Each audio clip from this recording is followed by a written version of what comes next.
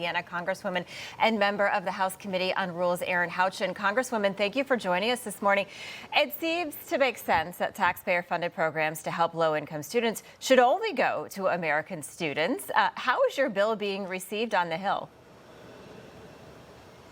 Well, thank you very much. Of course, the bill on the Hill is not widely supported by Democrats, but we've seen over and over again that the House Democrats have been choosing illegal immigrants over American citizens.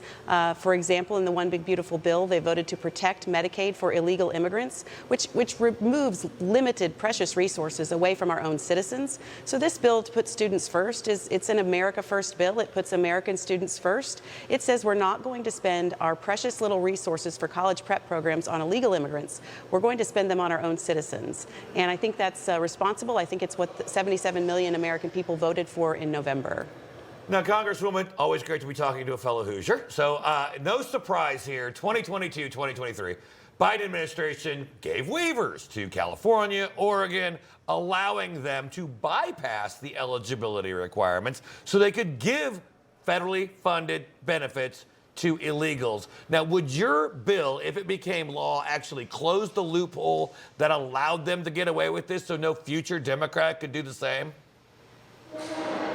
That's precisely what we're trying to do in the bill, and it is targeted at these blue states who did not abide by what federal law had said, and the Biden administration had a loophole for them to allow for these precious resources to go to illegal immigrants and not American students. So yes, it's absolutely targeted at states like California and Oregon who were trying to skirt the system just like they did on our federal health care programs to give Medicaid benefits to illegal immigrants.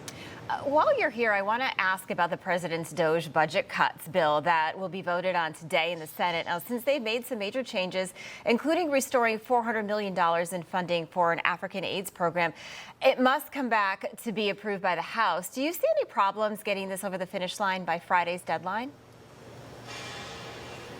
I don't see problems getting it across the finish line. What has happened routinely is, the House Republicans are counted out for being able to come together, and at the end of the day, we do. So I think we'll come together on this bill. It's very important that we don't continue to spend tax dollars on things like NPR, which is politically biased, and certainly conservatives don't want their tax dollars going to support a news entity that is biased, not only biased, but a political arm of the Democratic Party. So I do hope we'll get the bill back. I hope we'll pass this rescissions package and come together and get it to the president.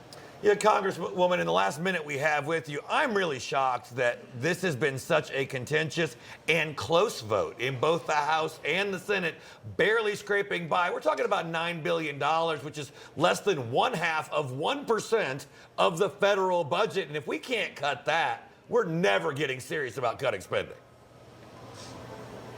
Yeah, I think it's a combination of factors. I mean, I certainly am for reducing the size and scope of government, returning as much to that as the states as we can. But we do have a very diverse conference, and we have people who think that it didn't go far enough, and people that think it went not as far as didn't go far enough, but others that thought that it went too far. So it's a balance in the House. It is the people's House, and we will get together at the end of the day and pass something to cut our spending and get us back on a good fiscal path. All right, Congresswoman Erin Houchin from the great state of Indiana, my home state. Thanks for joining us. Hope you come back soon. Information. Truth is freedom. Is Newsmax. It's real news for real people.